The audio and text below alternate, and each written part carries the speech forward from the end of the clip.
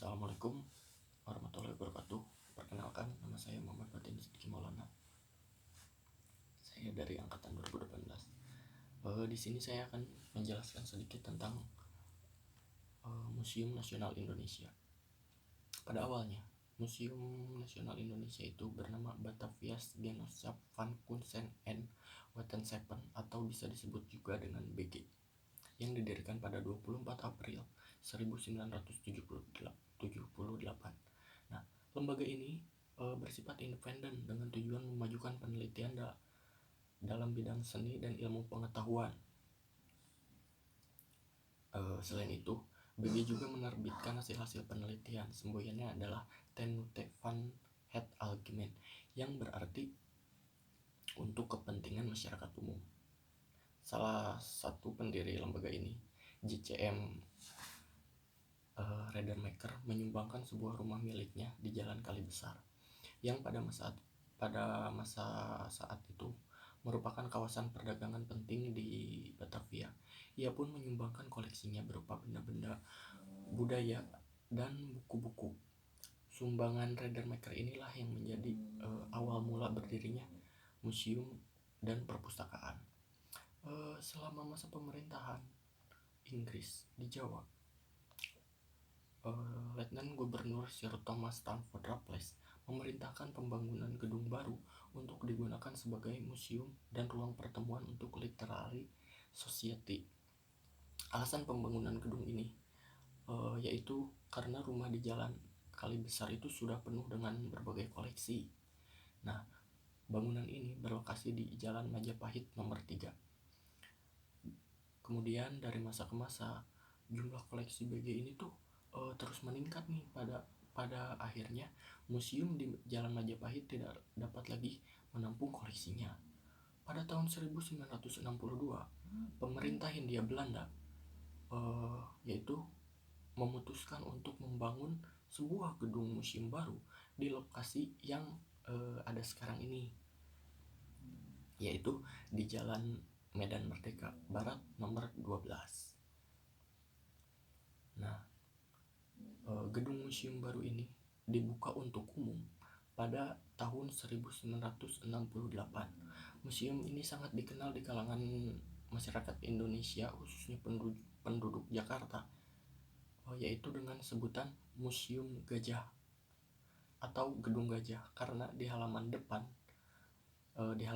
museum itu terdapat sebuah patung gajah perunggu, yang mana itu hadiah dari Raja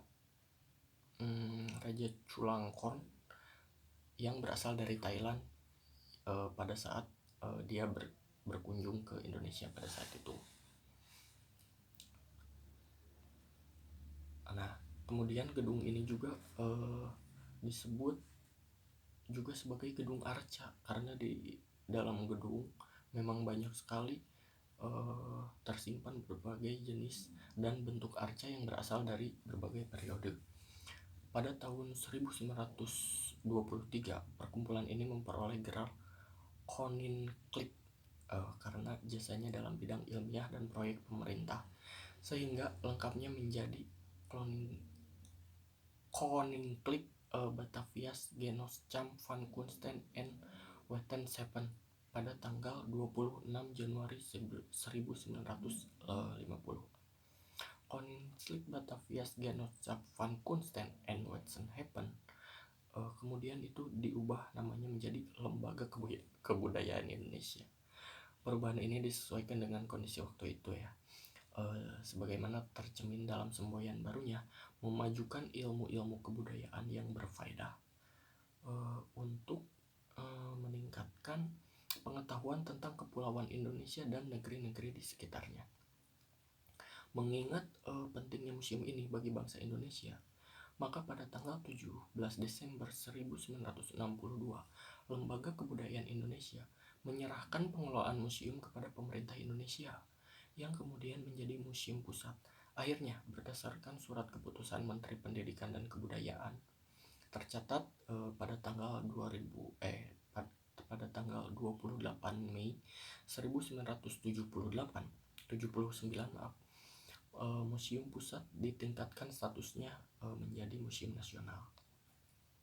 Hingga sampai saat ini Museum Nasional Indonesia menyimpan banyak sekali benda-benda bernilai sejarah ya, kurang lebih sekitar 160.000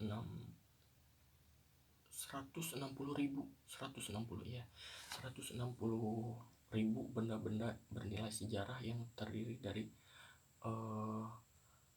jenis koleksi prasejarah, arkeologi, masa klasik Hindu-Buddha, numismatik dan heraldik, keramik, etnografi, geografi dan sejarah.